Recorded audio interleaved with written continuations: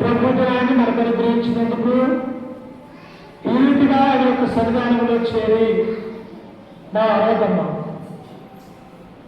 మనమందరం కలిసి ఆయన యొక్క కుమారుడుగా కుమార్తెలుగా ఈ లోకములో పరిశుద్ధులుగా క్రీస్తు యొక్క శరీరం అనే సంఘముగా ఆ శరీరంలో అవయములుగా ఉంటూ దేవునిని కనపరుచుకుంటూ ఉన్నాం. అందుకనే ప్రభువు చెప్పినటువంటి విధంగా దేవుని యొక్క వాక్య ప్రకారముగా దేవుని యొక్క వాక్యం అనేది నేర్చుకోవటము, ధ్యానించటం అనేది మన యొక్క జీవితంలో ఎంతో మేలైనది దేవుని యొక్క వాక్యము అని మనం గుర్తు చేసుకోవాలి. అందుకనే ప్రారంభ దినాలలో యెరూషలేములో అపోస్తలుడైనటువంటి పేతురు ద్వారా క్రీస్తు యొక్క సంఘము 3000 మందితో ప్రారంభించబడి ఆ తర్వాత యొక్క సంఘము ఎక్కడికి వచ్చిందంటే ఈ ఆకాశం కింద భూమి ఎంతవరకు అయితే ఉన్నదో అంతవరకు కూడా భూమి గంతముల వరకు దేవుని యొక్క వాక్యం అనేది ఆ అపోస్తలులు తీసుకెళ్ళినటువంటి వారిగా మనం చూస్తూ ఉన్నాము. వారు తీసుకెళ్ళకపోతే ఎల్లారెడ్డి పనులు ఉన్నటువంటి మనకు కూడా దేవుని యొక్క వాక్యము అనేది కాదు, తెలుసుకునే వారికి కాకపోతుంది. అలాగే సంఘ ప్రారంభ దినాలలో వారు ఎలా ఉన్నారంటే 3000 మందితో దేవుని యొక్క కుమార్తెలుగా సంఘముగా వారు కూడుకొని దేవుని ఆరాధించే మనుషులుగా ఉంటూ ఉన్నారు. అందుకనే చూడండి, పరిశుద్ధ గ్రంథంలో అపోస్తల కార్యములు 2వ అధ్యాయము 41వ వచనంలో మనం చదువుకుంటే ప్రారంభ దినాలు మొదటి శతాబ్దంలో ఎలా ఉన్నాయో ఒకసారి చూడండి. బైబిల్ ఉన్నటువంటి వారు తీయండి. 41 2వ అధ్యాయం 41.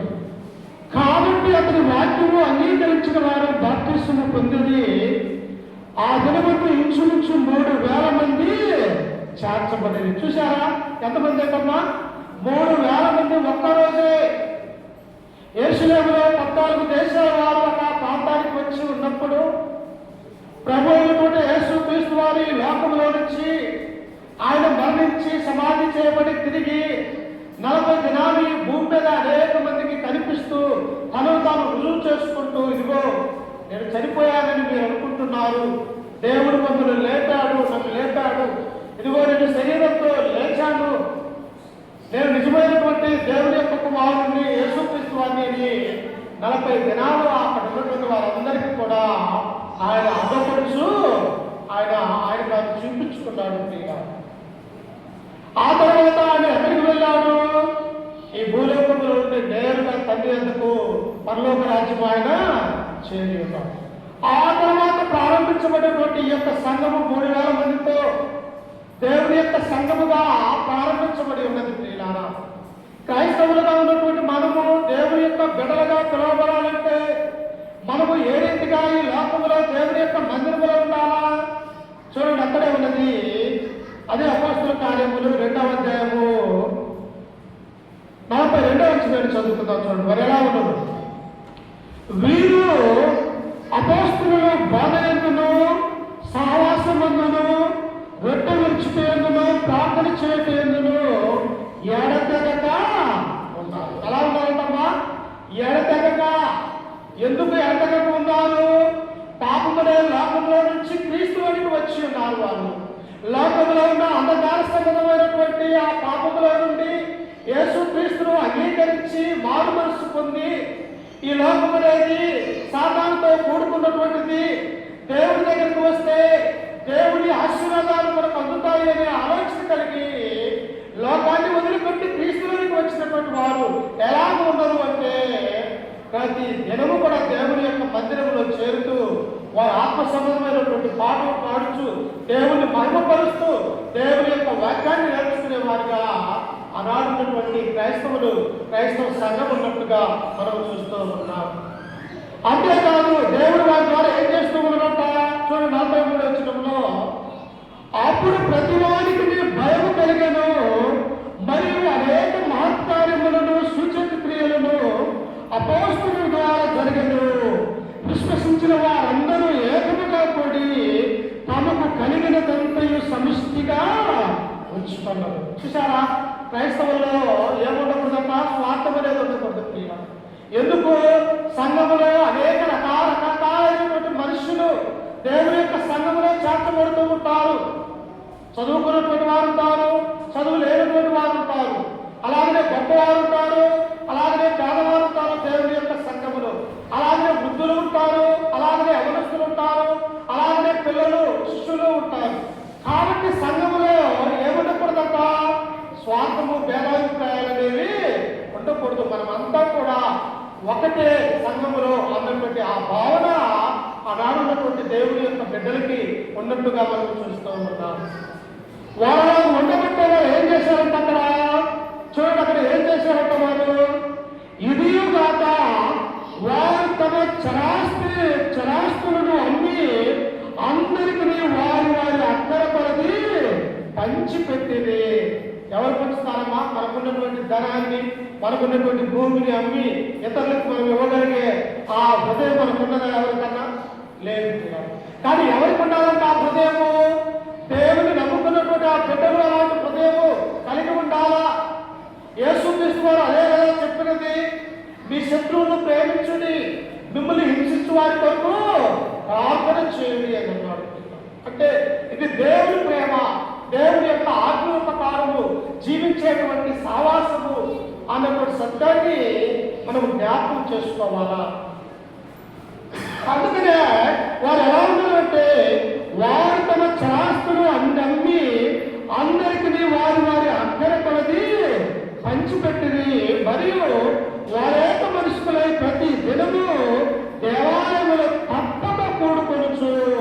ఏం చేయాలంటే మనమందరం కూడా ఆనాడు క్రైస్తవులు ఎలాగైతే దేవుని యందు భయభక్తులు కలిగి ఉన్నారో, వారు ఎలాగైతే దేవుని పట్ల విశ్వాసము కలిగి, నమ్మకము కలిగి అపోస్తులు దేవుని యొక్క వాక్యాన్ని బోధిస్తూ ఉన్నప్పుడు వారు ఎలాగైతే శ్రద్ధగా దేవుని యొక్క వాక్యాన్ని విని దేవుని మాట ప్రకారం, ఆజ్ఞ ప్రకారము నడుచుకొచ్చున్నారో, నేనున్నటువంటి క్రైస్తవ సంఘంగా ఉన్నటువంటి మనము కూడా ఆ బాధ్యతని మనము అనుసరించాలని. వాళ్ళు అనుసరించే నాకు అవసరం లేదంటే మనకు నిజమైనటువంటి క్రైస్తవులు అమ్మ కాదు కదా. దేవుడు చెప్పినటువంటి ప్రతి మాట ప్రకారము, ఆయన యొక్క ఆజ్ఞ ప్రకారము ఈ లోకంలో మనం నడుచుకునేవారిగా ఉండాలని దేవుని యొక్క సంకల్పముగా ఉంటూ ఉన్నది. అయితే వీరందరూ ఇప్పుడు 3,000 మంది ఉన్నారు, ఆ తర్వాత 4,000 మంది, ఆ తర్వాత 5,000 మంది. ఈ రీతిగా యెరూషలేములో ఉన్నటువంటి సంఘమంతా కూడా అభివృద్ధి చెందుతూ ఉన్నది. ప్రియులారా, ఎలా ఉన్నదంతా? ఒకరు వదులు 10 మంది, 10 మంది, 1000, 3,000, 3,000 మంది, 4,000, 4,000 నుంచి 5,000. ఈ రీతిగా యెరూషలేము మొత్తం కూడా క్రైస్తవులతో నిండి ఉన్నట్లుగా మనం చూస్తూ ఉన్నాం. ఎక్కడికి వెళ్ళినా ప్రార్థనే, ఎక్కడికి వెళ్ళినా వాక్యమే, ఒకరికొకరు ఎదురు పడితే ఒకరికొకరు వందనాలు చెప్పుకుని మంచి సావాసము క్రీస్తులో ఉన్నట్టుగా మనం చూస్తూ ఉన్నాం. ఎక్కడన్నా ఉంటుందమ్మా ఈ సావాసము? బంధుమిత్రులతో మధ్య ఉండదు, అన్నదమ్ముల మధ్య ఉండదు. ఈ యొక్క ప్రేమ ఎక్కడ ఉంటుంది? తల్లిదండ్రుల దగ్గర కూడా కొంతవరకే ఉంటుంది. కానీ క్రీస్తు ప్రేమ ఎల్లప్పుడూ కూడా ఉంటుంది. అది భూలోకంలో ఉంటుంది, పరలోక రాజ్యంలో కూడా ప్రేమ అనేది మన మీద దేవుడు చూపిస్తాడన్నటువంటి ఆ సత్యాన్ని మనం చూస్తూ ఉన్నాం. అయితే ఇదంతా జరుగుతున్నటువంటి ఆ కాలంలోనే ఒక భయంకరమైనటువంటి విపత్తు అక్కడ జరిగినది. అదే మనం తెలుసుకోబోతున్నాం. సంఘమంతా కూడా ఎలా ఉన్నది? ఏక హృదయం కలిగి ఉన్నారు, ఏకాత్మను కలిగి ఉన్నారు, దేవుని యొక్క ప్రేమను కలిగి ఉన్నారు, దేవుని యొక్క స్నేహాన్ని కలిగి ఉన్నారు. కానీ అక్కడ ఒక విపత్తు, ఒక భార్యాభర్తల ద్వారా ఆ గొప్ప తెగులు, గొప్ప భయం అనేది ఆ అపోస్తలుల కార్యంలో మనకు చూడబోతూ ఉన్నాం. ఎవరు వాళ్ళు అంటే వారే అపోస్తలుల కార్యములు 5వ అధ్యాయంలో ఉన్న భార్యాభర్తలైనటువంటి అననీయ, సప్ఫీరా. ఎవరమ్మా? ఎవరు ఆ భార్యాభర్తల పేరు? అననీయ, సప్ఫీరా. వీరు కూడా ఎలాంటి వారంటే చూడండి, అక్కడ వీరు కూడా ఎలాంటి వారు? అపోస్తలుల కార్యములు 5వ అధ్యాయం 1వ వచనాన్ని మనం చదువుకుంటే, అననీయ అనే ఒక మనుషుడు తన భార్య అయిన సప్ఫీరాతో ఏకమై పొలమమ్మెను. ఏం చేశారంటే కూడా ఆనాడున్నటువంటి క్రైస్తవులు ఎలాగైతే తమ యొక్క స్థిరాస్తులని, పొలాలని, అలాగే బంగారాన్ని, వెండిని అమ్మి ఇతరులకు అవసరంలో ఉన్నటువంటి వారికి కొంత కొంత పంచుకుంటూ వారికి కలిగినదంతా కూడా సమిష్టిగా ఎలాగైతే ఉంచుకుని ఉన్నారో అలాగనే ప్రియులారా వీరందరూ కూడా చేస్తూ ఉన్నారు. అప్పుడు కూడా ఈ యొక్క అననీయ అనే ఒక మనిషిని ఉన్నాడు అక్కడ. తన యొక్క భార్య పేరు ఏమిటట? సప్పిరా. వీళ్ళకు కూడా కొంత భూమి ఉంటే ఏం చేశారంటే ఆ భూమిని అమ్మి అపోస్తలుల పాదముల యొద్ద తీసుకుని వచ్చారు. అపోస్తలులు అంటే ఎవరు? క్రీస్తు ప్రభు 3.5 సంవత్సరాలు ఆయనతో ప్రయాణం చేసినటువంటి వారు. పరలోక రాజ్య మర్మాలన్నీ కూడా అపోస్తలులకు క్రీస్తు ద్వారా బోధించి వారు విన్నటువంటి వారిగా మనం చూస్తూ ఉన్నాం. వారి పాదములపై భార్యాభర్తలు ఏం చేశారంటే వారికి ఉన్నటువంటి పొలాన్ని కూడా అమ్మి ఆ అపోస్తలులైనటువంటి ఆ పాదముల యొద్ద ఆ డబ్బులు తీసుకుని వచ్చారు. వాస్తవంగా మంచి పరిణామమే. ఎందుకు? సంఘంలో ఉన్నటువంటి వారు ఆహారానికి ఇబ్బంది పడుతున్నారు. సంఘంలో ఉన్నటువంటి వారికి మెడిసిన్కి మందులకు ఇబ్బంది పడుతూ ఉన్నారు. ఆ సంఘంలో ఉన్నటువంటి వారు ఎక్కడెక్కడి నుంచో యెరూషలేము యొక్క మందిరానికి వచ్చి ఉన్నారు కనుక వారు తినడానికి ఉండటానికి మంచి గృహాలు కావాలి కనుక వారు అక్కడ ఉన్నటువంటి వారు అందరి యొక్క ఆస్తులను అమ్మి అందరికీ ఎవరికి ఏ అక్కర ఉన్నదో ఆ అక్కరను పంచిపెడుతూ దేవుడిలో కొనసాగుతున్నట్టుగా మనం చూస్తూ ఉన్నాం.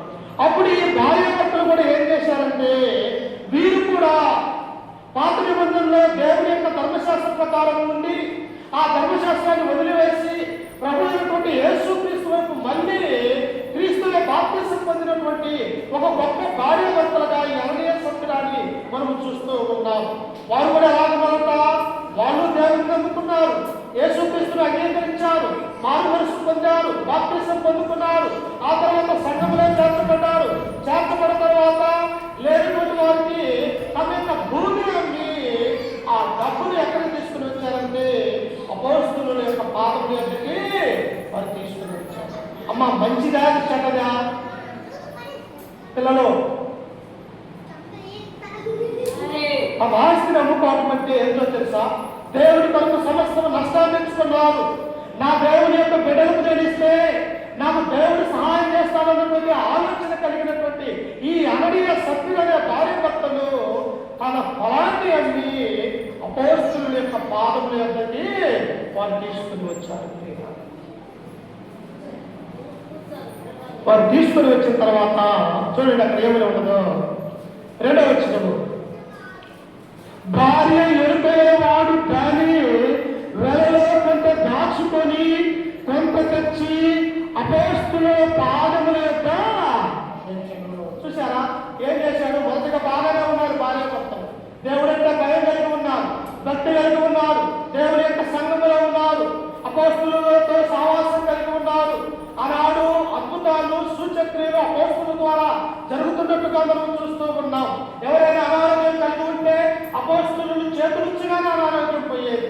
ఎవరైనా చనిపోయినటువంటి వారు ఉంటే అక్కడికి వెళ్ళి పేతురు అక్కడ ప్రార్థన చేయగా చనిపోయినటువంటి వారు సైతం కూడా లేచే ఆ రోజులలో ఈ భార్యాభర్తలైనటువంటి వారు దేవుని మోసం చేస్తూ ఉన్నారు. ఎవరినంట? దేవుని మోసం చేస్తారు. అమ్మ, మనుషుల్ని మోసం చేయవచ్చు, మనుషులతో అబద్ధమాడవచ్చు, మనుషుల్ని ఎలాగైనా మన వైపు తిప్పుకునే మార్గాలు ఉన్నాయి. లేకపోతే మనుషులకు ఏ మాయమాటలైనా మనం చెప్పవచ్చు. కానీ భూమిని ఆకాశాన్ని సమస్త మానవాళ్ళు నిర్మించినటువంటి ఆ దేవుని మనం మోసము చేయగలుగుతామమ్మా? ఎవరు చేయలేము. ఒకవేళ చేసినా దాని పర్యాసనాలు ఎంతుంటాయో నీకు నాకు అంతుపట్టడం ఉంటుంది. కానీ ఇక్కడ అననీయ సప్పిరాటువంటి భార్యాభర్తలు మొదట దేవుని యొక్క భయభక్తులు కలిగి ఉన్నారు, దేవుడంటే విశ్వాసం కలిగి ఉన్నారు. తమకున్నటువంటి పొలాన్ని అమ్మివేసిన వారు దేవుని సేవ కొరకు. ఆ తర్వాత డబ్బులు అపోస్తలుల పాదముల యొక్క పెట్టి మీరేం చేశారంటే అందులో కొంత డబ్బు ఏం చేశారంటే ఇంట్లో దాచిపెట్టుకొని కొంత తీసుకొని వచ్చారు. అసలు వాస్తవంగా పొలం వారిదే కదమ్మా. మన పేరు మీద ఉన్నటువంటి పొలం మనదే, వేరే వాళ్ళు కాదు. మనం అమ్ముకుంటే ఆ డబ్బు మనదే, ఆ డబ్బు మన ఇంట్లోనే ఉంటుంది. దేవుడికి ఇవ్వాలనుకుంటే ఇస్తాము, ఇవ్వకూడదు అనుకుంటే ఇంట్లోనే ఉంటుంది. కానీ ఇక్కడ అననీయ సప్పిర ఇవ్వాలనుకున్నారు, కానీ ఆ నెలలో కొంత డబ్బు ఇంట్లో దాచుకొని వారి అపోస్తలుల యొక్క పాదముల యొద్దకి తీసుకుని వచ్చారు. అప్పుడు దేవుడు ఏమంటూ ఉన్నాడు అక్కడ చూడండి ప్రియులారా. చూడండి ఒకసారి తిమోతికి రాసినటువంటి మొదటి పత్రిక 6వ అధ్యాయము చిన్న ఇచ్చేయాలి. కూర్చోండి. తిమోతికి రాసినటువంటి పత్రిక మొదటి పత్రిక 6వ అధ్యాయము 7వ వచనాన్ని చదువుకుందాం. 7. మనది లోకములోనికి ఏమీ తెలియదు, దీనిలో నుండి ఏమీ తీసుకొని పోలేము, కాగా అన్నవస్త్రములు గలవారమై ఉండి వాటితో తృప్తి ఉంది. ఇది క్రైస్తవులకు ఉండవలసినటువంటి లక్షణం. ఏంటంట ఆ లక్షణం ఉండాల్సినది? క్రైస్తవులకు ఉండవలసినటువంటి ఆ యొక్క ఆలోచన ఏమిటంట? అందుకని ఇక్కడ ఏమని ఉన్నదంట ఆయన అక్కడ తిమోతికి ఆయన ఏమని తెలియజేస్తూ ఉన్నాడు? మనం ఈ లోకములోనికి ఏమీ తెలియదు, దీనిలో నుండి ఏమీ తీసుకొని పోలేము. తీసుకుని వెళ్తామమ్మా. తల్లి గర్భంలో నుండి ఈ లోకంలోనికి మనము జన్మింప చేసినప్పుడు మన యొక్క కనీసం ఒంటి మీద బట్టలు అనేవి కూడా ఉండవు. ఇలా అంటే ఈ లోకంలోనికి మనం ఒక దివ్యంతో ఈ లోకంలో అడుగుతుంటపోతూ ఉన్నాం. అలాగే మనము చనిపోయినప్పుడు కూడా ఈ లోకంలో నుంచి దేనినైనా మనము తీసుకొని వెళ్తూ ఉన్నామా? దేనిని కూడా మనము తీసుకొని పోవాలి. అంటే మనకంటే గొప్పవారు, మనకంటే ధనవంతులు, మనకంటే ఉన్నతమైనటువంటి వారు సైతం కూడా ఈ లోకంలోనికి ఎలాగైతే వచ్చారో అలాగే వారు దిగంబరులుగానే వెళ్ళిపోయినటువంటి వారిగా మనం చూస్తూ ఉన్నాం. మరి ఎందుకు ఈ క్రోధాలు, ఈ కక్షలు, ఈ ధనం మీద ఆశ? అది లోకస్తులకు ఉండొచ్చేమో, కానీ క్రైస్తవులుగా ఉన్నటువంటి మనకి అలా ఉండకూడదు అని దేవుడి యొక్క గ్రంథం మనకు సెలవిస్తూ ఉంది.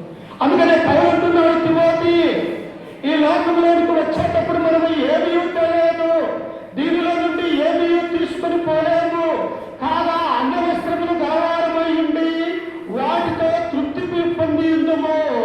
ధనవంతులకు అపేక్షించేవారు శోధనలోను, ఉరిలోను, అనేక యుద్ధములను, హానికరములైన అనేక దురాశలలోను పడుదురు. అట్టి మనుషులను నష్టములోను, నాశనములను ముంచివేయుడు. ఏం చేస్తాయట? దేవుడు ఇస్తాడు నీకు తినటానికి, ఉండటానికి. నీకు ఏది కావాలంటే దేవుడు, నీకు ఎంత అవసరమో నీ కుటుంబానికి, నీ పిల్లలకి, నీవి లోకంలో పోషింపబడటానికి నీకెంత అవసరమో దేవుడు ఆయన మనకి ఇచ్చేవాడిగా ఉన్నాడు. కానీ దీనికంటే మనం ఎక్కువగా ఆశిస్తే ఏమైపోతాడట? ధనాపేక్ష సమస్త కీడులకు మూలము అన్నాడు. ఇస్కరియోతు ఏమైపోయాడు? యేసుక్రీస్తుతో ఉన్నాడు 3.5 సంవత్సరాలు. ఆయన చేసే అద్భుతాలు, సూచక్రియలు అన్ని చూశాడు. కానీ ఆయన యొక్క దురుద్దేశము, ఆయన యొక్క సంచి ఉండటము, ఆ డబ్బుల సంచి ఉన్న తర్వాత తనలోనికి అపవాది చొరబడి ఆయనతో తిరిగినటువంటి క్రీస్తును అమ్మాలని 30 వెండి నాణెములకు యూదుల దగ్గర త్యాగం చేసుకున్నాడు. చూశారా? ఎవరు ఆయన? క్రీస్తుతో ఉన్నాయనే 12 మంది అపోస్తలులలో ఒకటిగా ఉన్నవాడే. యేసుక్రీస్తు చేసిన అద్భుతాలు ఆయన చేతులను తాకినటువంటి చేతులే. కానీ ఇందులోకి ఏమొచ్చినది? హృదయంలోనికి సాతాను మీద చొరబడ్డది. ప్రియులారా, సాతాను అనేది ఎప్పుడైతే తమ హృదయంలోనికి చొరబడ్డదో, నా దగ్గర డబ్బు సంచి ఉన్నది కదా, ఈ డబ్బును ఇంకా ఎక్కువ చేసుకొని నా కుటుంబానికి సంపాదించాలన్నటువంటి ఆలోచన కలిగిన ఇస్కరియోతు యూద యేసుక్రీస్తును అమ్మటానికి సిద్ధపడుతున్నాడు. అందుకనే దేవుడు అనిపిస్తే అంత తృప్తిగా మనం జీవించాలి.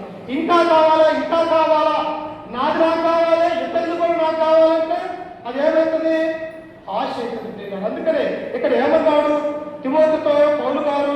చూడండి అక్కడ ఉంటాడు, ధనవంతుల గుడ్డకు అపేక్షించేవారు శోధనలోను, ఉరిలోను, అనేక యుద్ధములను, హానికరములైన అనేక దురాశలను పడుదురు. అట్టి మనుషులను నష్టములోను, నాశములోను ముంచివేయును. ఆ డబ్బు సంపాదించుకున్నాడు ఇస్కరియోతు యూద. 30 వెండి నాణాలకు అక్కడ అమ్మి ఉన్నాడు. ఆ వెండి నాణాలు తెచ్చుకున్నాడు. ఏమన్నా వాటిని అనుభవించాడు ఆయన? లేదు. పిల్లలు వెళ్ళి తన యొక్క పొలంలోకి వెళ్ళి ఉరి పెట్టుకొని చనిపోయినటువంటి వారిని మనం చూస్తాం. అందుకనే క్రైస్తవులుగా ఉన్నటువంటి మనము దేవుడు మనకి ఇస్తాడు. అందుకని ఏమంటాడు? ఏమి తిందుమో, ఏమి త్రాగుతుమో అని మీ శరీరమును గురించి మీరు ఆలోచన చేయవద్దు. మీ తండ్రికి మీకు ఏమి ఇవ్వాలో మీ తండ్రికి తెలియదా? లోకస్తులైనటువంటి మీ తల్లిదండ్రులకే ఆయన మీకు ఏమి ఇవ్వాలో మీ కుమారులకు, కుమార్తెలకని మీరు చూస్తున్నప్పుడు భూమిని ఆకాశాన్ని ఇందులో నివసింపజేస్తున్నటువంటి తండ్రికి మనకి ఏమీ వారత లేదా? అన్నీ తెలుసు. అయితే దేవుడు అన్నాడు, మొదట నీవు నా నీతిని నా రాజ్యమును వెతకమన్నాడు. దేని వెతకాలా? ఆయన యొక్క రాజ్యాన్ని వెతకాలి. మనం ఆయన యొక్క నీతిని మనం వెతికే వారిగా ఈ లోకంలో ఉండాలి అని దేవుని యొక్క గ్రంథం మనకు సూచిస్తుంది. అందుకనే చూడండి, ఇంకా ఈ విషయమై ఏమంటున్నాడు ఒకసారి చూడండి. దేవుని గ్రంథము మొదటి అధ్యాయము, చాలా జాగ్రత్తగా వినడం మంచి వాక్యం ఇది. ఏడు గ్రంథము మొదటి అధ్యాయము 21వ వచనాన్ని మనం చదువుతున్నాం. నేను నా తల్లి గర్భములో నుండి దిగంబరుడై వచ్చితిని, దిగంబరుడై అక్కడికి తిరిగి వెళ్ళను. యెహోవా ఇచ్చును, యెహోవా తీసుకొని పోయాను, యెహోవా నామమునకు స్తుతి కలుగును గాక. చూసారా, క్రైస్తవులకి మనసు ఉండాలా? నామకార్థమైనటువంటి భక్తి, నామకార్థమైనటువంటి క్రైస్తవు ఈ లోకంలో జీవించకూడదు. ఎందుకో తెలుసా? 100 సంవత్సరాలు మనం బ్రతకం.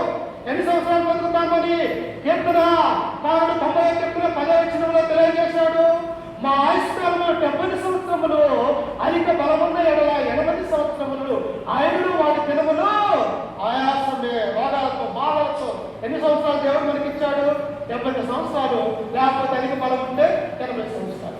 అంతదానికే ఈ లోకంలో అనేక విషయాలలో దేవుని యొక్క మాటలు వినక, ఆయన యొక్క ఆజ్ఞ ప్రకారం నడుచుకొనక, సాతాను యొక్క ఇష్టాలను నెరవేర్చే వారిగా మనం ఉన్నట్లయితే మనము పరలోక రాజ్యం అనేది చారము అనేటువంటి సత్యాన్ని మనము గ్రహించే వారిగా ఉండాలి.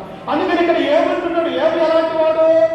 ఆ రూజు దేశంలోనే గొప్ప ధనవంతుడు, 7 కుమారులు, 3 కుమార్తెలు, అలాగే 1000 ఒంటెలు కలిగినటువంటి వాడు, ఎంతో 100 మంది పనివారు కలిగినటువంటి వాడు.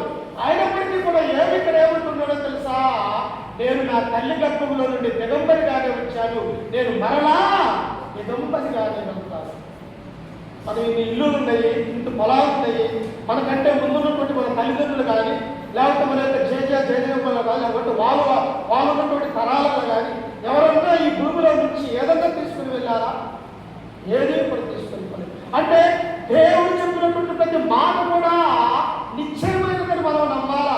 అందుకనే ఈ విషయం తెలుసుకొని, నాకింత ధనం ఉన్నా, నాకింత కుమార్తెలు ఉన్నా, నాకింత పరివారం ఉన్నప్పటికీ కూడా నేను చనిపోయినప్పుడు నా తల్లి గర్భంలో నుండి నేను ఎలాగైతే దిగంబరిగా వచ్చానో, నేను మరలా చనిపోయినప్పుడు దిగంబరిగానే వెళ్ళిపోదును అన్నాడు. అలాంటి విశ్వాసము క్రైస్తవులుగా ఉన్నటువంటి మనకి అది అవసరమై ఉంటుంది. మనకి విశ్వాసం ఎలా కలుగుతుంది? రోమీయులకు రాసినటువంటి పత్రిక 10వ అధ్యాయం 17వ వచనం కాగా, వినుట వలన విశ్వాసం అనేది కలుగును. అది ఏ మాటలు వినాలా?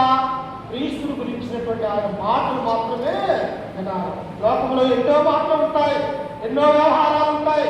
అవన్నీ కూడా అవి పాపానికి సంబంధించినటువంటి మాటలు. అవి అదే దేవుని యొక్క వాక్యమైన ఒక గంట దేవుని యొక్క వాక్యాన్ని నువ్వు చదువు, నీ హృదయం, నీ మనసు తెరవబడుతుంది.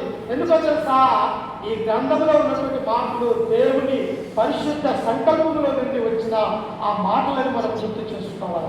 అందుకనే ఈ అననీయ సభ్యులలో కూడా దేవుడు అంటే భయం కలిగి ఉన్నారు, భక్తి కలిగి ఉన్నారు. వాళ్ళు పాత నిబంధన చట్టంలో నుంచి క్రొత్త నిబంధన చట్టంలోనికి వచ్చారు. యేసుక్రీస్తునందు విశ్వాసం కలిగి ఉన్నారు, పరిశుద్ధులతో సావాసం కలిగి ఉన్నారు.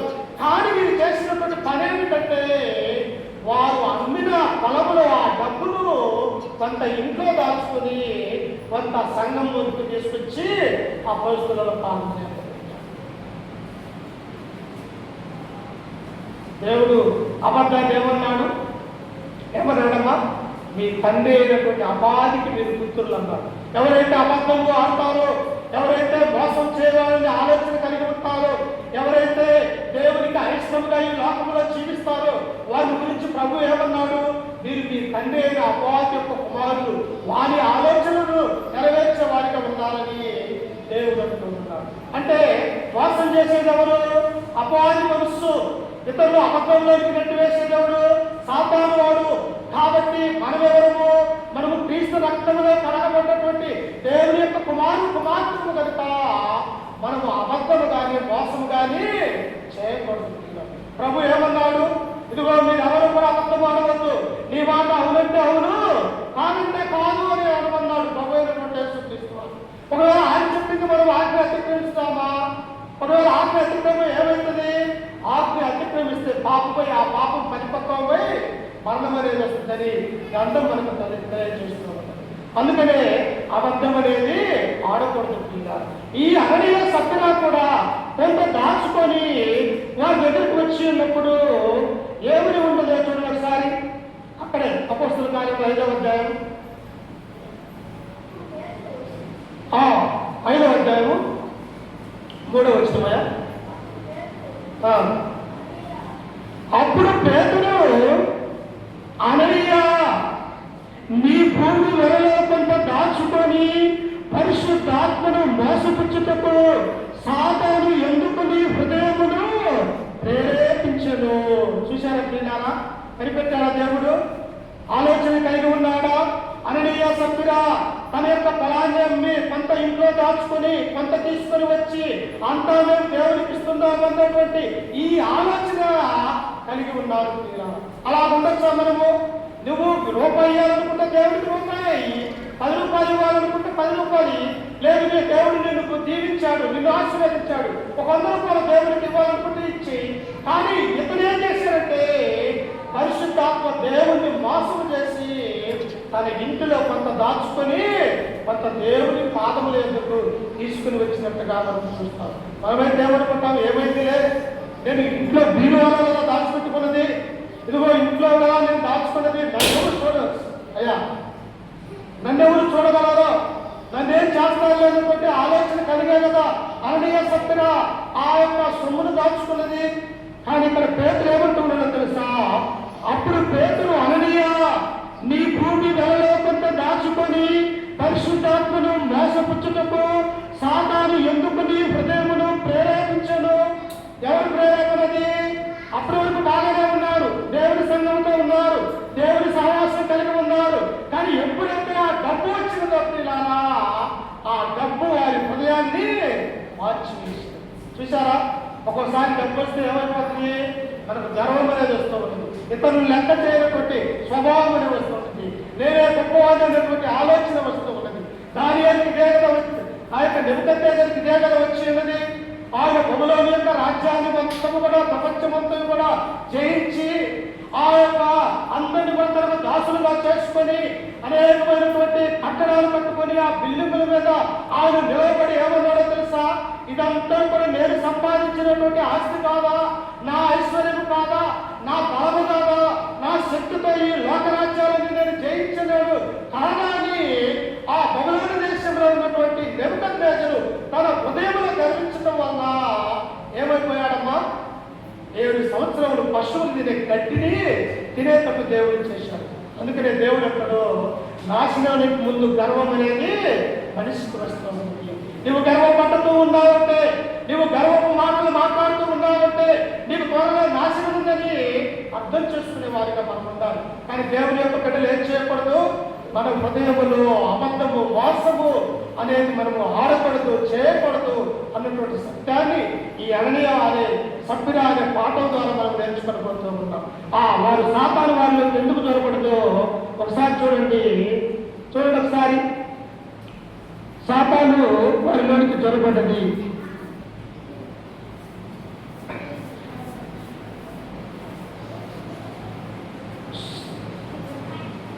ఒకసారి చూడండి, యాకోబు రాసినటువంటి పత్రిక 10వ అధ్యాయము. ఎందుకు వారికి హృదయంలో డబ్బు దాచుకోవాలన్నటువంటి అనుకున్నారు చూడండి వస్తుంది. యాకోబు రాసినటువంటి పత్రిక 1వ అధ్యాయము 10వ వచనం, 1వ అధ్యాయం 14వ వచనం. ప్రతి వారును తన స్వకీయమైన దురాశ చేత ఏలుబడి, ఎవరంతా? ప్రతి వాడికి కూడా డబ్బు దాచుకోవాలని ఆలోచన కలిగింది. ఎవరికి? భర్తకు ఒక్కడికే కలగదా? ఆ భార్య సాటి అయినటువంటి సహాయం వహించినటువంటి ఆయన భార్య అయినటువంటి సత్యరా కూడా వారిరువురు ఏకమై ఉంటే ఇద్దరిని ఒకే మాట, ఇదిగో ఇద్దరిని ఆలోచన కూడా ఏంటో తెలుసా? దేవుణ్ణి మోసం చేయాలన్నటువంటి ఆ ఆలోచన వారు కలిగి ఉన్నారు. అందుకని ఇక్కడ యాకోబు అంటున్నాడు, ప్రతి వాడును తన స్వకీయమైన దురాశ చేత ఏర్వబడి. ఎప్పుడు వస్తుందంట? తన సొంత ఆలోచన డబ్బు దాచుకోవాలని అనుకున్నది వేరే ఆలోచన మనసు యొక్క ఆలోచన. అందుకనే ప్రతివాడు తన స్వకీయమైన దురాశ చేత ఏర్వబడి మరులు కొల్పబడిన వాడై శోధింపబడును. దురాశ గర్భమును ధరించి పాపమును కనగా పాపము పరిపక్వమైనదే మరణమును కనును. చూశారా ప్రియులారా, ఆయన జీవితంలో జరగబోయేది అదే. ఎవరు చూస్తారు నన్ను? దేవుడు చూస్తుంటా. నేను మందిరంలో ఎలా ఉంటే ఏమవుతుంది, మందిరంలో నా ఆలోచన ఎలా ఆలోచిస్తే ఏమవుతుంది? ఒకవేళ నీ మనసులో అనుకుంటున్నావేమో, ఇక్కడ అన్ని సత్యగా కూడా అలాగనే తమ యొక్క హృదయంలో ఆలోచించుకున్నాం. దేవుడు మమ్మల్ని చూస్తున్నాడా? అపోస్తలులైనటువంటి పేతురు మమ్మల్ని చూడగలుగుతూ ఉన్నారా అని తన డబ్బులు దాచుకొని సంఘాన్ని, దేవుణ్ణి, తీసుకుని పరిశుద్ధాత్మని వారు మోసం చేస్తున్నటువంటి వారిగా మనము చూస్తూ ఉన్నాం. వీళ్ళారా క్రైస్తవులుగా ఉన్నటువంటి మనము క్రీస్తుని నమ్ముకొని, క్రీస్తుని ధరించుకొని, క్రీస్తు రక్తమని అమూల్యమైనటువంటి పరిశుద్ధ రక్తములో మనము కడగబడి మరలా లోకమనే పాపములు, వాసము, అబద్ధమనే వాటితో మనం నింపుకున్నట్లయితే దేవుడు మనల్ని ఆదరిస్తాడమ్మా? దేవుడు మనల్ని జీవిస్తాడా? దేవుడు మనల్ని ఆశీర్వదించడానికి అసలు అవకాశం అనేది ఉండదా? ఒకసారి ఆలోచన కలిగి ఉండాలి. అందుకనే అననే జీవితంలో కనీసము ఇతరులు తప్పు చేస్తూ ఉంటే బాధ్యత చెప్పాలి కదా. అయ్యా, ఇది దేవుని యొక్క సన్నిధి, అపోస్తులు ఉన్నారు ఇక్కడ, వారు అద్భుతాలు, సూచక్రియలు, చనిపోయినటువంటి వారి సైతం కూడా లేకపోయినటువంటి సమర్థులు వారిగా మనం మోసం చేసేది. మన ముందు సేవకులు ఉన్నారు, వాళ్ళు వీసుతో పాటు తిరిగి ఆయన చేతుల్ని తాగినటువంటి వారు కదా, వారిని ఎలా మనం మోసం చేయాలని భార్యగా ఆ భర్తకు చెప్పాలి. ఎందుకంటే భర్త పనికిమాల వాడైతే భార్యగా సరైనటువంటి మార్గంలోనికి నడిపించాలి. ఒకవేళ భార్య సరైనటువంటి మార్గంలో లేకపోతే భర్తనే చెప్పి సరైన మార్గం కాదని మనం క్రీస్తులోనికి నడిపించే వారిగా ఉండాలి. ఎందుకు భార్యని దేవుడిచ్చాడు? ఆదాముకు ఏదైనా తోటలో ఆమె సాటి అయిన సహకారిగా భర్తకు ఉండాలని దేవుడిచ్చాడు. కానీ ఏమేం చేస్తూ ఉన్నది? ఈయన చెప్పిన మాట ఏమో కూడా వింటున్నది. అందుకనే దేవుని యొక్క గ్రంథము స్త్రీల గురించి ఏం తెలియజేసిందో చూడండి ఒకసారి. పేతురు రాసినటువంటి మొదటి పత్రిక 3వ అధ్యాయము, పేతురు రాసినటువంటి మొదటి పత్రిక 3వ అధ్యాయం మొదటి వచనాన్ని చదువుకున్నారు. అటువంటి స్త్రీలారా మీరు మీ స్వపురుషులకు లోబడి ఉండుడి. ఏమన్నాడమ్మా? అటువంటి స్త్రీలారా మీరు మీ సొంత పురుషులు అంటే మీ భర్తలకి లోబడి ఉండుడి అంటూ ఉంటాడు. ఇంకా ఏమంటూ ఉన్నాడు? అందువలన వారిలో ఎవరైనా వాక్యములకు అవిధేయులైతే వారు భయముతో కూడిన మీ పవిత్ర ప్రవర్తనను చూసి వాక్యము లేకుండానే తమ భార్య నడవడి వలన రాబట్టవచ్చును. చూసారా, భార్యలకు దేవుడు ఇచ్చినటువంటి గొప్ప వరం ఏంటో తెలుసా? నీ భర్త తాగుపోతాడు, నీ భర్త దేవుడి మందిరానికి రాడు, నీ భర్త బాగా పాడుతూ ఉంటాడు, నీ భర్త సింహాలకు శిఖాలకు వెళ్తూ ఉంటాడు. కానీ భార్యగా నీకున్నటువంటి బాధ్యత ఏమిటో తెలుసా? దేవుడి యొక్క గ్రంథం తెలియజేస్తూ ఉన్నది. నీ పవిత్ర ప్రవర్తన చూసి నీ భర్త మారడానికి అవకాశం ఉన్నది. అదే విషయం సత్యగా అలా ఇది మంచి పరిణామం కాదు. దేవుని యొక్క సొమ్మును మనము దాచుకోకూడదు, దేవుని మనము మోసం చేయకూడదు. ఇదిగో ఇది సరైనటువంటి విధానం కాదు అని తన భర్తకి గద్దించే అవకాశము సభ్యులకి దేవుడు అనుగ్రహించి ఉన్నాడు. కానీ ఆ సభ్యులు ఏం చేసినది? ఈ విషయాన్ని దేవుని యొక్క గ్రంథాన్ని ఆమె మర్చిపోయినట్టుగా మనం చూస్తూ ఉన్నాం. అందుకనే క్రైస్తవుగా ఉన్నటువంటి మనము, స్త్రీలుగా ఉన్నటువంటి మీరు ఎలా ఉండాలి అంటే దేవుని యొక్క భయము భక్తి కలిగినటువంటి వారిగా ఉంటారు. అంతేకాదు పవిత్రమైనటువంటి ప్రవర్తన అంటే అపరిశుద్ధత కలిగి కాదు. ఈ లోకంలో దేవుని యొక్క కుమార్తె ఎలా ఉంటే ఆశీర్వదించబడే రీతిగా నీవు సంఘంలో కలగాల. శారా ఎలా ఉన్నది? తన యొక్క భర్త అయినటువంటి అబ్రహామును ఏమన్నది? అయ్యా, నీ భర్త అయినటువంటి అబ్రహాము అన్నప్పుడు నా యజమానుడు అన్నాడు. అంటే ఏమని గౌరవిస్తున్న తన భర్తని? నా యొక్క శిరస్సు, నా భర్త, నా యజమానుడు, ఆయన యొక్క మాటలలో నేను విధేయతలకి జీవించేదాన్ని అని శారా తన యొక్క భర్తకు లోబడింది, తండ్రి అయినటువంటి దేవునికి లోబడింది. కాబట్టి ఇక్కడ స్త్రీలందరికీ కూడా ఆమె ఎవరికి లోబడుతుందో తెలుసా? క్రైస్తవ తల్లిగా నిలబడుతుంది. అంటే నీ పవిత్ర ప్రవర్తనను చూసి ఇతరులు, నీ యొక్క కుమారులు, నీ యొక్క కుమార్తెలు నీకు ఇచ్చినటువంటి భర్తను సైతము మార్చగలిగినటువంటి శక్తి దేవుడు నీకు అనుగ్రహించి ఉన్నాడు. దానిని స్త్రీలు ఏం చేయాలా? ఉపయోగించుకోవాలనుకున్నారు.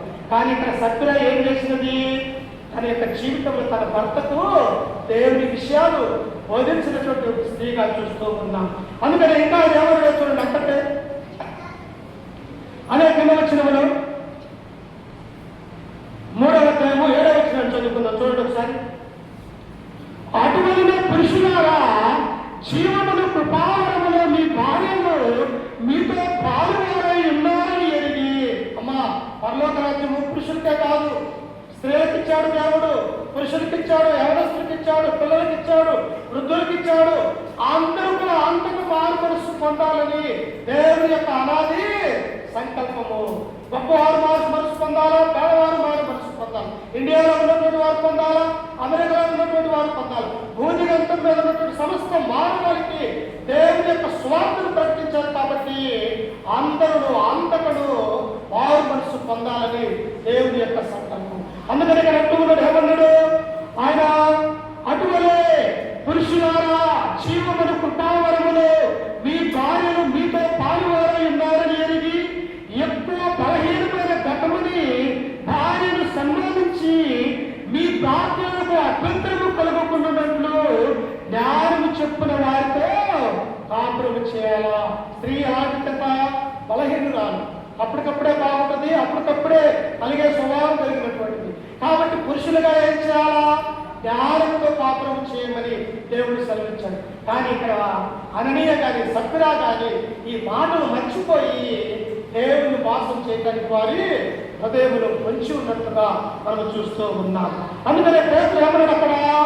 ఇదిగో అననీయ, ఇదిగో నీ హృదయములో ఆలోచించుకొని దేవుని పరిశుద్ధాత్మను మోసం చేయటకు నీ హృదయములో ఎందుకు నీవు సాతాను చేత శోధింపబడుతున్నావు అంటున్నాడు. చూడండి ఒకసారి 3వ వచనములో, అపోస్తలుల కార్యములు 5వ అధ్యాయం 3వ వచనం. అప్పుడు పేతురు, అననీయ, నీ భూమి వెలలోకంత దాచుకొని పరిశుద్ధాత్మను మోసపుచ్చుటకు సాతాను ఎందుకు నీ హృదయమును ప్రేరేపించను?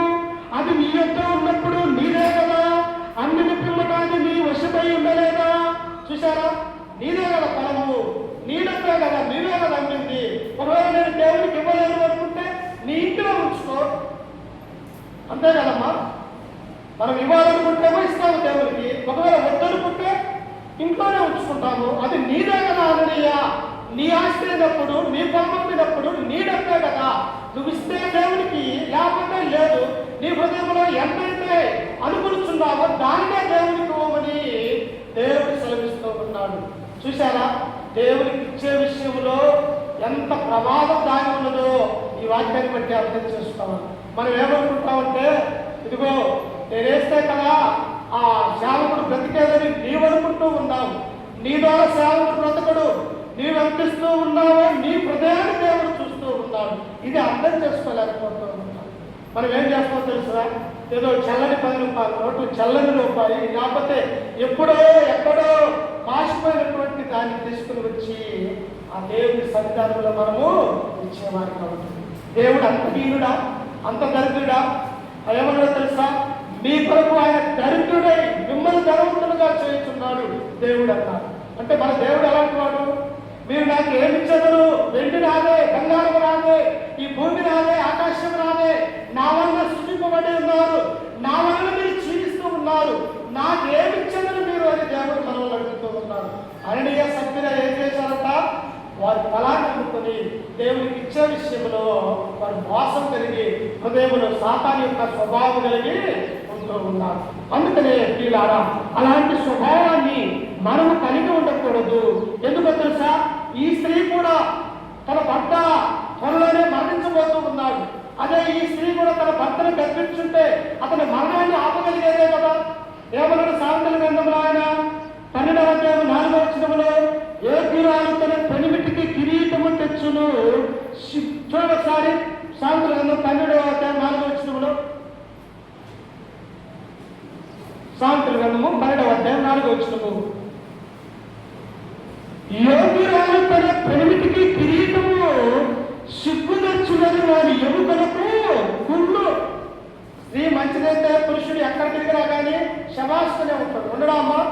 అదే స్త్రీ చెడ్డలైతే పురుషుడు ఎక్కడ తిరిగాడు అని అక్కడ ఆమె ద్వారా అవమానం పొందేవాడిగా ఉంటూ ఉన్నాడు.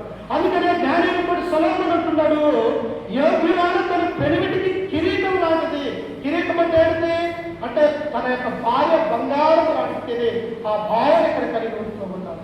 ఇంకా ఏమంటుంది కింద వచ్చినలో, సిగ్గు తెచ్చినది వాడి ఎముకలకు కుళ్ళు. వాడి ఎముకలు పాడైపోతాయి, వాడు పాడైపోతాడు. అలాంటి కానీ అలాంటి సప్పిరా తన భర్తకు కిరీటముగా ఉండవలసింది పోయి తన భర్తకి ఇప్పుడు ఏమైపోయిందంటామా, ఒక పుల్లులాగా, ఒక వ్యాధిలాగా ఆమె కూడా మరణించడానికి సిద్ధపాటు కలిగి ఉన్నట్టుగా మనం చూస్తూ ఉన్నాం.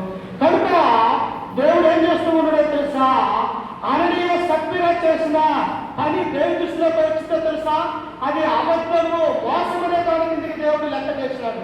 అది మోసం కాదమ్మా, అబద్ధము కాదా, అది మోసము అబద్ధము. కాబట్టి ఇప్పుడు దేవుడి శిక్షకు వారు పాత్రలు అవుతున్నట్టుగా మనం చూస్తాం. అమ్మ శిక్ష ఎవరు అనుభవిస్తారు? తప్పు చేసిన వాడే శిక్ష అనుభవిస్తాడు, పాపం చేసిన వాడే ప్రతిదండన అనేది అనుభవిస్తుంది. అదే నీతి చేసిన ఈ లోకంలో, అదే పరిశుద్ధం కలిగి నువ్వు జీవిస్తే, అదే దేవుని యొక్క కుమారుగా కుమార్తెలుగా ఈ లోకంలో నీ ప్రవర్తన, నీ పవిత్రమైనటువంటి జీవితము ఇతరులు నిన్ను చూస్తూ ఉన్నప్పుడు, దేవుడు నిన్ను చూస్తూ ఉన్నప్పుడు నీ జీవితానికి మార్గము పరలోక రాజ్యం అనే గమ్యాన్ని దేవుడు వేశాడని మనం గుర్తు చేసుకోవాలా. అందుకనే వీరు చేసినటువంటి పని దేవుడి దృష్టిలో ఏమైపోయిందంటే అది అబద్ధము, మోసం తిరిగిపెచ్చినది దేవుడు తన గ్రంథంలో మనకు రాయించినాడు. చూడండి ఏమని ఉంటున్నాడు ఆయన. మత్తయి సువార్త 6వ అధ్యాయము 2 నుంచి 4 వచ్చినారు. మత్తయి సువార్త 6వ అధ్యాయము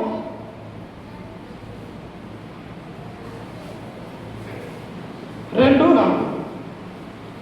కావున నీవు ధర్మము చేయనప్పుడు మనుషుల ఘనత నిందవలనని వేషకారులు సమాజ మందిరములలోను వీధులలోను చేయలాగున నీ ముందర బోధ వదిలిపబడ్డట్టు వారు తమ ఫలము పొంది ఉన్నారని నిశ్చయముగా మీతో చెప్పుచున్నాను. నువ్వు దేవునికి కానుక ఎలా ఇవ్వాలా? అందరికీ కనిపించే విధంగా ఇవ్వకూడదు. ఏమన్నాడమ్మా మాట దేవుడు?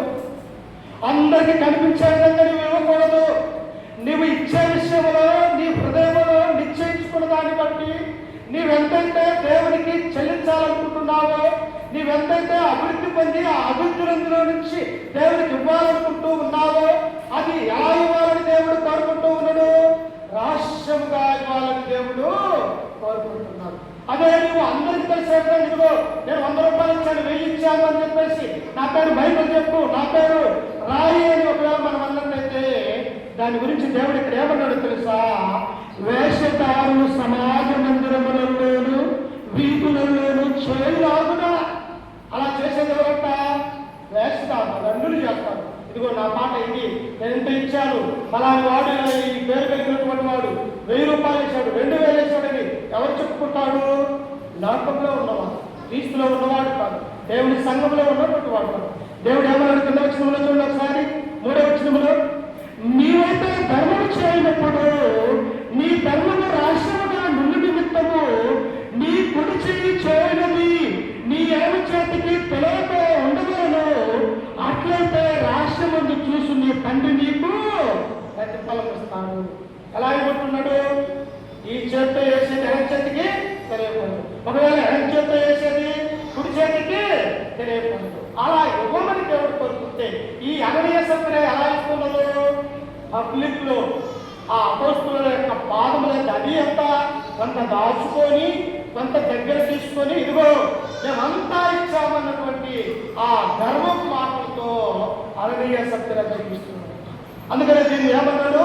ఇది వేషధారణ, ఇది పాపము, ఇది అబద్ధము, ఇది మోసము, పరిశుద్ధాత్మను మోసం చేసే ఆలోచన ఇది అక్కడ చెప్తున్నట్టుగా మనం చూస్తూ ఉన్నాం. అంతేకాదు ప్రియులారా, ఎలా ఉంటుందో ఒకసారి చూడండి. సామెతల గ్రంథము 26వ అధ్యాయము, సామెతల గ్రంథము 26వ అధ్యాయము 24వ వచనాన్ని చదువుతున్నాం. 26, 24.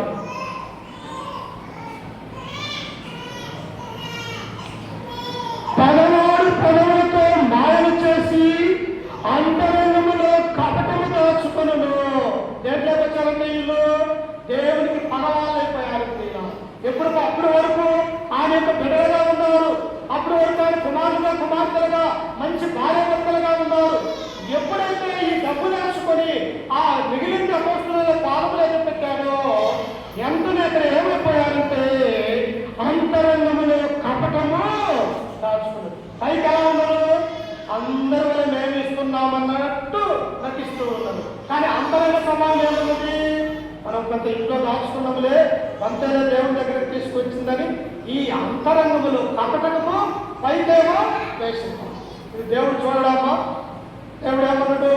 దేవుడు హృదయాన్ని చూసేవాడు. నీ హృదయంలో ఏం ఆలోచిస్తూ ఉన్నావు, నువ్వు ఎలా నడుచుకుంటున్నావు, నీ యొక్క మదిలో ఏమున్నదో ఆయన పరలోకంలో ప్రతి యొక్క మనిషిని కూడా పరీక్షించేవాడిగా ఉన్నాడు. కాబట్టి అనునీయ సభ్యురాలని మనము ఉండకూడదు. దేవుడి మందిరం ఈ సంఘం అంటే ఏమిటో తెలుసా? ప్రభు తన స్వరక్తం ఇచ్చి సంపాదించిన తన సంఘమును కాయుటకు. ఈ సంఘము దేనితో కట్టబడిందో తెలుసా? ఆయన రక్తము ద్వారా కట్టబడినది.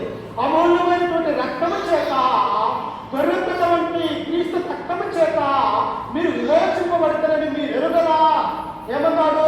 పేతురు రాసినటువంటి మొదటి పత్రిక 19వ వచనములో అమూల్యమైనటువంటి రక్తము, మూల్యము కానిది, చెల్లించలేనిది, పరిశుద్ధమైనటువంటి ఆయన రక్తము ద్వారా మీరు లోకములో నుంచి విమోచింపబడతారని మీరు ఎరుగరా? కాబట్టి విమోచింపబడినటువంటి మనము, ఆయన రక్తంలో కడగబడినటువంటి మనము ఎలా ఉండాలా? మన మాట నీతిగా ఉండాలా? అబద్ధం ఆడకూడదు, మోసం చేయకూడదు, ఇతరుల మీద నిందలు వేయకూడదు. దేవుని బిడ్డలు ఈ స్కంధంలో ఎలాగైతే జీవించారు అలాగనే మనము కూడా జీవించేవాడిగా ఉంటారు. అందుకనే చివరిగా ఆ విషయం చెప్పుకొని ముగించుకున్నాం. చూడండి, నీవు ఎంత ఇచ్చావు అనేది కాదు, నువ్వు దేవుడి సన్నిధిలో ఎలా ఇచ్చావు అనేది. దేవుడు నీ హృదయాన్ని చూస్తాడు. నువ్వెంతది యెరూషలేము మందిరంలో ప్రభు కూర్చొని ఉన్నాడు. పెద్ద పెద్ద ధనవంతులు, రోమీయులు, యూదులు, సత్యోపదేశులు, ధర్మశాస్త్రోపదేశకులు వారి దాంట్లో అన్ని తీసుకుని వచ్చి ఎంతో ధనాన్ని ఆ కానుకల పెట్టి వేస్తూ ఉన్నారు. దేవుడు అందరినీ వచ్చేపోయే వారందరినీ అనిపించుకొని చూస్తూ ఉంటాడు. ఇంతలో ఒక పేద ఎగవరాలు వచ్చింది. ఆమె ఎంత వేసిందో తెలుసా? ఆ రోజు కూలికి పోతే 2 కాసులు ఆమెకు వస్తాయి. ఆ 2 కాసులు తీసుకుని వచ్చి దేవుని మందిరంలో దేవునికి సమర్పించింది. ఆ 2 తప్ప కాడు ఏమి లేవు. మరలా ఇంటికి పోతే తినడానికి అక్కడికి వెళ్ళి కొనుక్కొచ్చుకోవడానికి కూడా అంతకన్నా డబ్బులు లేవు. ఆ పని చేసిన 2 కాసులు తీసుకుని వచ్చి ప్రభువు వేస్తే అప్పుడు ప్రభు అన్నాడు, అయ్యా ఎవరు ఎక్కువ వేసినారంటే ఇదిగో వీళ్ళందరూ వారికి కలిగిన దాంట్లో ఉంచి వేశారు, కానీ ఈమెకు కలిగినదంతయో ఎవరు దీవించబడ్డారమ్మా? ఎదవరాలు దీవించబడ్డారు. 2 కాసులు రూపాయి ఇబ్బంది లేదు. అయితే మీ హృదయానుసారంగా నేను ఇంతే వేస్తున్నానని, ఇంతే దేవుడికి ఇస్తున్నానని ఆలోచన చేయి. నువ్వు నిర్ణయించుకో, అది రూపాయ 10 రూపాయలు 100 వెయ్యాలని నీ హృదయంలో నిశ్చయించిన ప్రకారం దేవుడికి ఇవ్వాలి. అందుకంటే దేవుడు ఏమన్నాడు అన్నయ్యతోటి? నువ్వు ఎంత ఇచ్చావనేది కాదు, దేవుడి సన్నిధిలో నువ్వు ఎలా ఇచ్చావనేదే దేవుడు నిన్ను చూస్తాడు. మంచి మనసుతో ఇస్తున్నావా, హృదయంలో కపటతను కలిగిస్తున్నావా, లేకపోతే ఇంట్లో కొంత దాచుకొని కొంత తెస్తూ ఉన్నావా? నీ హృదయం దేవుడి మందిరంలో ఎలా ఉన్నది అనేది ఆలోచన కలిగి ఉన్నాడు. అందుకనే దేవుడు ఏమన్నాడో తెలుసా? చూడసారి ప్రసంగి గ్రంథము 5వ అధ్యాయము 1వ వచనములో సొలొమోను జ్ఞానంటున్నాడు. ఏమన్నాడు చూడండి ఒకసారి. ప్రసంగి గ్రంథము 5వ అధ్యాయం 1వ వచనం చదువుతున్నాడు. నీవు దేవుని మందిరమునకు పోవునప్పుడు నీ ప్రవర్తన జాగ్రత్తగా చూసుకున్నాము. చెప్పాడా జాగ్రత్త? నువ్వు ఎక్కడికి వెళ్తూ ఉన్నావో తెలుసా? క్రీస్తు తన స్వరక్తం ఇచ్చి సంపాదించిన తన సంఘంలోకి నువ్వు వెళ్తూ ఉన్నావు. అక్కడ సంఘంలో ఎవరు ఉన్నారు? దేవుడు ఉన్నాడు, కుమారుడైనటువంటి ప్రభు ఉన్నాడు, పరిశుద్ధాత్మ దేవుడు ఉన్నాడు. అలాగే నువ్వు ఇక్కడ ఏం చేస్తూ ఉన్నావో అక్కడ ఉండి దేవదూతలు నిన్ను చూస్తూ ఉంటాయి. కాబట్టి నీ ప్రవర్తన సంఘంలో ఎలా ఉండాలా? జాగ్రత్తగా ఉండాలని దేవుడితో. ఒకవేళ జాగ్రత్తగా ఉంటే అననీయ సభ్యురా అజాగ్రత్తగానే ఉంది కదా, ఏమైతుంది? దేవుడి సొమ్ము దాచిపెట్టుకుంటే ఏమైతుందన్న ఆలోచన కలిగే కదా వారి ఇరువురు తమ యొక్క కుటుంబంలో డబ్బులు దాచుకున్నది. అందుకనే కింద ఏమన్నాడో తెలుసా? చూడండి కింద వచ్చినలో, బుద్ధిహీనులు అర్పించినట్లుగా బలి అర్పించుట కంటే సమీపించి ఆలకించుట శ్రేష్టము. ఉంటే కాకపోతే లేదు. కానీ ఎలా ఉండకూడదు? వాక్యాన్ని సమీపించి, అంటే దేవుడి వాక్యము బోధిస్తూ ఉన్నప్పుడు దగ్గరగా కూర్చోలేదా? అప్పుడు నీకు అర్థమైంది ఏం మాటలు స్వార్థకుడు ఏం బోధిస్తూ ఉన్నాడు, ఆ మాటలు మాట ఎలా పనికొస్తాయి, నా జీవితం అలా ఉన్నదా వాళ్ళు జీవించినట్టు, లేకపోతే నేనేదైనా మార్చుకోవాలా అని నీకు ఎక్కడ కనిపిస్తుంది? దేవుడి సంఘంలో తప్ప నీకెక్కడా ఆ మాటలు దొరకవుతుంది కాదు. కాబట్టి దేవుడు అనుకున్నట్టున్నాడు, నువ్వు ఎంత ఇచ్చావు అనేది కాదు, ఎలా ఇచ్చావు అనేది దేవుడు చూస్తూ ఉంటాడు. అందుకని ఏమన్నాడు ఒకసారి చూడండి, అపోస్తలుల కార్యములు 5వ అధ్యాయం, ఇది చదువుకొని ముగించుకుందాం.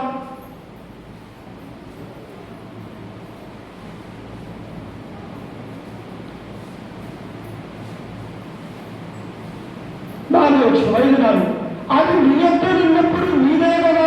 ఆయన మందమ్మ అనే సత్రాస్థలం ఆయనే, మంది కాదు. అది నీదే కదా, అది అన్నింటిని పిమ్మట నీ వశమై ఉండలేదా? ఎందుకు ఈ సంగతి నీ హృదయంలో ఉద్దేశించుకొనుచున్నావు? నీవు మనుషులతో కాదు దేవునితోనే అబద్ధమాడుతువని వారితో చెప్పను. మనం మాట్లాడే ప్రతి మాటకు ఒకనొక దినములో దేవునికి లెక్క చెప్పవలసినటువంటి అవసరత ఉన్నది. ఒక్కొక్కడు ఏం చేస్తుందో తెలుసిన, వాడి పక్కనే ఉంటాడు, సెల్ ఫోన్ పట్టుకుని ఎక్కడున్నావంటే నేను ఇప్పుడే అవనుకోవాలన్నాను. దానివల్ల వాడికి ఏమన్నా లాభం వచ్చిందా? ఏమన్నా ఉన్నదా? దేవుడితో అబద్ధమాడుతున్నావు కానీ నువ్వు దాన్ని చెప్పడం వల్ల ఏమి లేదు నీకు ఉపయోగం. అందుకని ఇక్కడ పేతురు అంటున్నాడు, అననీయ నువ్వు మనుషులతో కాదు అబద్ధమాడేది, మనల్ని పుట్టించిన తండ్రి అయిన దేవుడితో నువ్వు అబద్ధమాడుతున్నావు. అందుకు నీకు ఏమొచ్చిందో తెలుసా? చూడండి కింద వచ్చినలోనే, అననీయ ఈ మాటలు వినుచునే పడి ప్రాణము విడవగా. ఏమైపోయాడమ్మా? తన డబ్బే, తన ఆశమే, తన పొలమే అమ్ముకున్నాడు, దాచుకున్నాడు, దేవుడి యొక్కకి దుర్మార్గంగా తెచ్చాడు. మనసులో ఆ యొక్క దేవుడిని మోసం చేయాలనేటువంటి ఆలోచన వచ్చినది. ఆ పరిశుద్ధాత్మ దేవుడు పేతురు ద్వారా మాట్లాడాడు, ఇతడు అబద్ధం ఆడుతున్నాడు, ఇది కొంత దాచుకున్నాడని. పరిశుద్ధాత్మ ఎప్పుడైతే పేతురుతో చెప్పిందో పేతురు వెంటనే అన్నాడు, నువ్వు మనుషులతో కాదు దేవుడితోనే అబద్ధం ఆడుతామని. ఆ మాట ఎప్పుడైతే పలికాడో అనని ఆ మందిరంలోనే పడి ఏమైపోయాడమ్మా? అవసరమా? దేవుని మందిరంలో అబద్ధాలు, మోసం, చిల్లర మాటలు, మందిరంలోని ఇతరులతో స్త్రీలతో మల్లాయడం తప్పు కదా. అందుకని ఇక్కడ ఏమంటున్నారంటే ఆ మాటలు వినంగానే వెంటనే ఏమైపోయాడట? ఈ మాటలు వినిచునే పడి ప్రారంభం విడవగా విడిన వారందరికీ మిగులు భయం కలిగిందంట. సంఘానికి 3,000 మంది, 4,000 మంది, 5,000 మంది, కొన్ని వేల మంది ఆ సంఘం అంతా అక్కడ ఉన్నప్పుడు ఎప్పుడైతే మందిరంలో పడి అననీయ ప్రాణం విడిచిపోయాడో వెంటనే భయం అందరికీ కలిగింది. అమ్మా, ఈ దేవుడు ఇంత గొప్పవాడా, ఇంత పరిశుద్ధురాయనా, అబద్ధమాడితే ఓర్చుకోలేనటువంటి వాడా, పాపం చేస్తే ఆ పాపాన్ని ఆ యొక్క క్షమించే గనువు కలిగినప్పటికీ కూడా మందిరంలో జాగ్రత్త కలిగి ఉండాలి కదా అని అక్కడ ఉన్నటువంటి క్రీస్తు సంఘం అందరూ కూడా ఆ మొదటి శతాబ్దంలో ఉన్నటువంటి సంఘానికి ఒక భయం అనేది ఏర్పడింది. అప్పుడు చూడండి, ఆ కిందవచనంలో చదువుకుంటే భయం కలిగను. అప్పుడు యవనస్తులు లేచి వారిని కట్టతో చుట్టి మోసుకొని పోయి పాతి పెట్టింది. ఏం జరిగింది? చనిపోయాడు, ఆ సంఘంలో యవనస్తులు ఉన్నారు, ఆయన తీసుకువెళ్ళి సమాధి చేసి వచ్చారు. ఇప్పుడు ఈ విషయం భార్యకు తెలియదు. భార్య ఎక్కడ ఉన్నది? ఇంట్లో ఉన్నది. సభ్యురాకు తెలియదు విషయం. ఆమె కూడా వచ్చి ఏమంటుందో చూడండి. ఇంచుమించు 3 గంటల సేపటికి వారి భార్య జరిగినది ఎలుక లోపలికి వచ్చెను. ఏమిటైనా అర్థమైంది?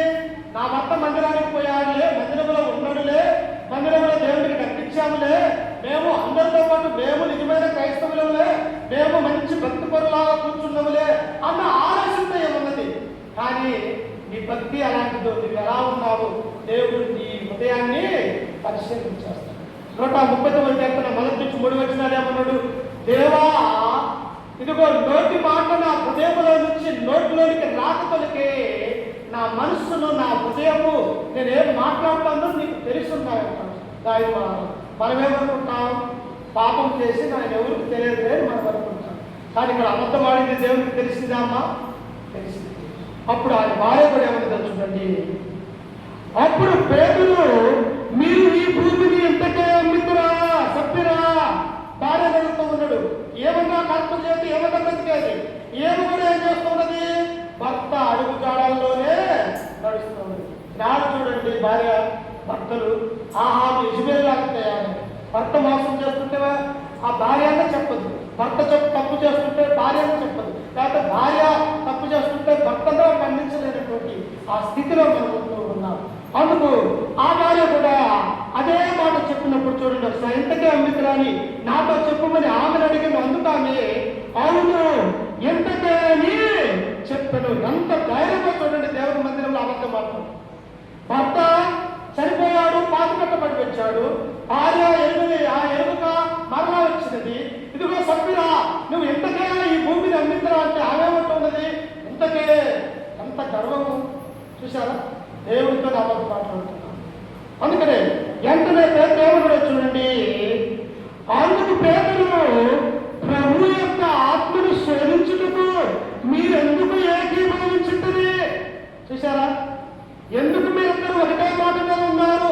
ప్రభు ఆత్మను శోధించడానికి, ఆయన దుఃఖపరచడానికి నీ ఉద్దేశము, నీ ఆలోచన మీరిద్దరూ ఒకే రీతిగా సాధారణ పిల్లలుగా ఎందుకు ఉన్నారు అని ఆయన ఎప్పుడైతే అన్నదో వెంటనే చూడండి ఏమంటున్నాడు, ఇదిగో నీ పెనిమిటిని పాతి పెట్టబడిన వారి పాదములు వాకిటినే ఉన్నవి, వారు నిన్నును మోసుకొని పోదని ఆమెతో చెప్పాను. వెంటనే ఆమె అతని పాదములతో పడి ప్రాణము చచ్చిపోయారా? దేవుని మందిరం అంటే ఆటలాడే స్థలమా? దేవుని మందిరం అంటే కొంచెం నిద్రపోవడానికి పోయే స్థలం అనుకున్నారా? కాదుగా, దేవుని మందిరము దేవుడు ఉన్నాడు. ఇక్కడ ఏమన్నాడు ప్రభు, ఎక్కడ ఇద్దరు ముగ్గురు కూడి నా నామమున ప్రార్థన చేస్తారు వారి మధ్య నేను ఇద్దరు ముగ్గురు మధ్యలో కూర్చుంటూనే ఆయన ఉంటానన్నాడు. మరి ఎంతమందిలో ప్రభు ఉండడా ఉంటాడు. కాబట్టి జాగ్రత్త. అననీయ సభ్యుల దేవునితో అబద్ధమాడాలి. మనము కూడా క్రైస్తవ సంఘంగా క్రీస్తులో ఉన్నటువంటి మనము అవసరమైతే ప్రాణం పోతున్నప్పటికీ కూడా అబద్ధం అనేది మనము ఆడకూడదు. ఎందుకో తెలుసా, నిన్ను చూసి 10 మంది మారాలి, కానీ నిన్ను చూసి 10 మంది దూరం కాకూడదు. అందుకనే ప్రభు అంటాడు, మీ మధ్య నా నామం అన్యుల మధ్య ఎందుకు దూషింపబడుతూ ఉన్నదంటే ఎందు నిమిత్తమే కదా అని ప్రభు తెలియజేస్తుంది. కాబట్టి అననీయ సభ్యురాలే కాక దేవుని యొక్క మాటలను విందాం, లోబడదాం. భయంతో మనం పవిత్ర ప్రవర్తనను చూసి ప్రభు మనల్ని చూసినప్పుడు ఆయన సంతోషించే వారిగా, ఆయన యొక్క కుమారుడుగా కుమార్తెలుగా ఈ లోకంలో జీవించాలని చెప్పేసి ఈ వాక్యాన్ని మిమ్మల్ని హెచ్చరిస్తూ ఈ మాటలను నేను కూడా హెచ్చరిక చేసుకుంటూ పౌరులైన మీ అందరికీ రక్షకుడు ప్రభు అయినటువంటి యేసుక్రీస్తు నామమున వందనాలు తెలియజేస్తూ ఈ వాక్యాన్ని ముగించుకుంటూ ఉన్నాను. ఆ తదుపరి ఆరాధన మనకు ఉన్నది. ప్రార్థన. సకలాశులకు కారణాభూతుడైన వాటి వ్యాపంలోకి తండ్రి, మీ ఘనమైన అత్యున్నతమైన నామానికి వందనాలు, స్తోత్రములు. గడిచిన కాలమంతయు గడిచిన దినములన్నీ మమ్మల్ని కాచి కాపాడి మా యొక్క జీవితంలో మనకు శ్రేష్టమైనటువంటి యొక్క ప్రభు దినాన్ని మాకు అనుగ్రహించినందుకు నేను కృతజ్ఞతలు చెల్లిస్తూ ఉన్నాం తండ్రి. ఈ లోకములో క్రీస్తు